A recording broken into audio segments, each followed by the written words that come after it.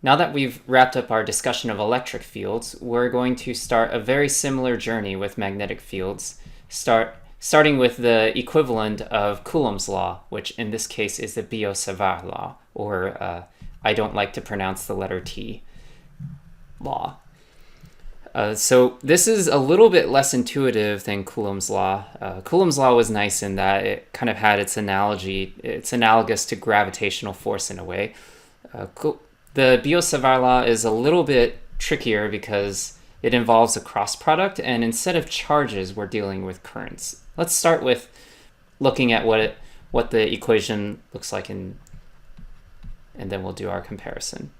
So we have IDL cross r hat is going to be equal to 4 pi r squared, where r is the same, it's the source observation vector that we had in the past.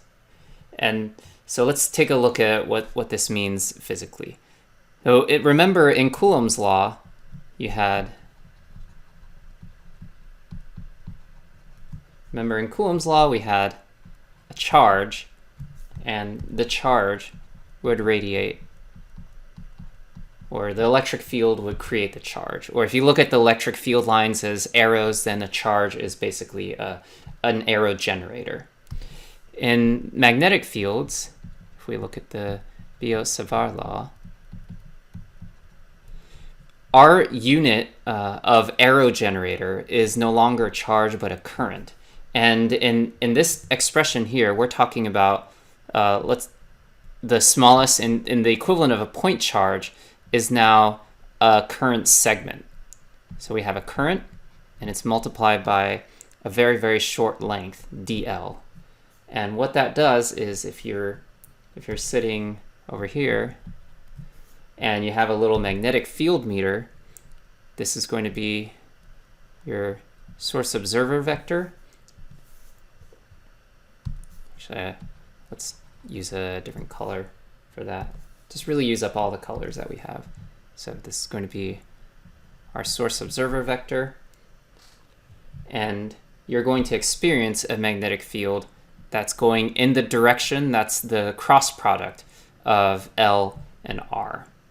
Since in many cases we're not really that interested in infinitely short current segments, just like in most cases we're not interested in point charges, what we want to do is we want to add up all the individual current segments to get the total magnetic field.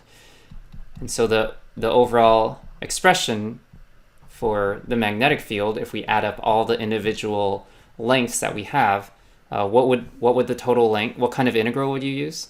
Well, this dl is kind of a giveaway, right? So we would take a line integral of I dl cross r and 4 pi r squared. Or if it turns out that you want to remember that if you wanted to make this into a unit vector, you would divide by the length. Right? So we can also use the fact that to calculate, if we wanted to calculate r hat, we would simply say r hat is equal to r over the length of r. So if we substitute that in, quite often, if you're calculating these quantities anyway, your capital R isn't going to be a nice unit length, so you would just simply do the normalization as part of your overall calculation here.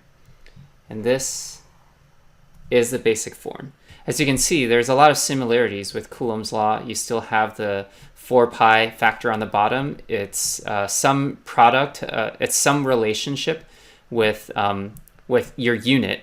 In this case, it's a unit current length as opposed to a point charge, and it's inversely proportional to the source observer vector squared. But that said, one important thing to keep in mind is that the Coulomb's law gives you the force, and then we kind of introduce the electric field sneakily after. In this case, this expression directly gives you the magnetic field. So keep that in mind. I just like to think about this in terms of Coulomb's law, just because the analogous nature of the formula appearance. But since the output is the magnetic field, note that you have proper magnetic field units of amps per meter. Another way to compare this is instead of just force, you can also see the analogous nature with the electric flux density expression, where you have Q over 4 pi r squared r hat, where you have the similarities here, except now instead of in the direction of the source observer vector, it's now this weird thing where it's perpendicular to it. So I think in terms of if you were to compare the two equations, this is probably the one to look at. So recall in Coulomb's law, once we introduced the point charge and we talked about superposition, what was the next thing we did? Right, so we talked about how you can also bundle a bunch together into surface charge or volume charges. So we're going to do the equivalent with this, except instead, since your basic element is already one-dimensional, right? It's already a line of charge.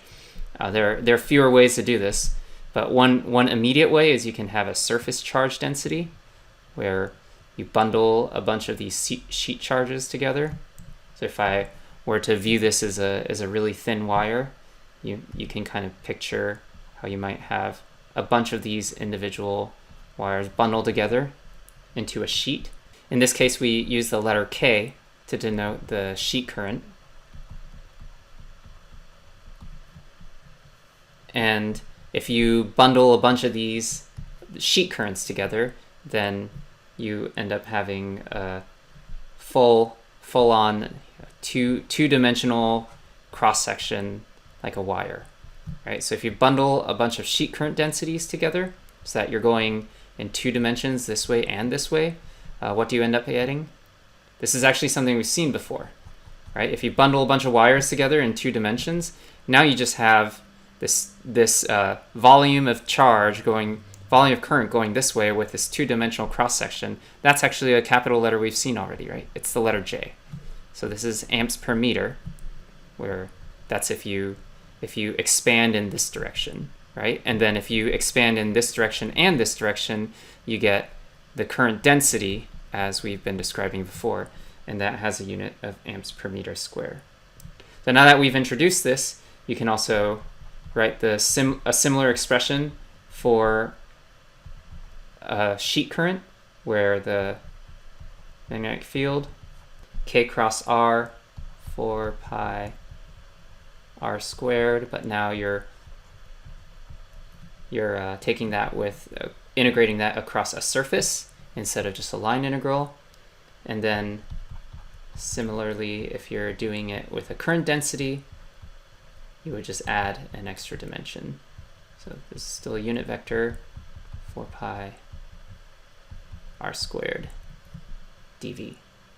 I think it's also important to keep in mind that even though in this case you're integrating across ds, and in this case you're integrating across dv, there's one dimension is a little bit different than the others, right? In this case, if you have a sheet current, the first of your ds is integrating this way, is so that you're getting your full sheet, and then the second dimension is along the direction of the current, right? So that you integrate across all the individual lengths of current.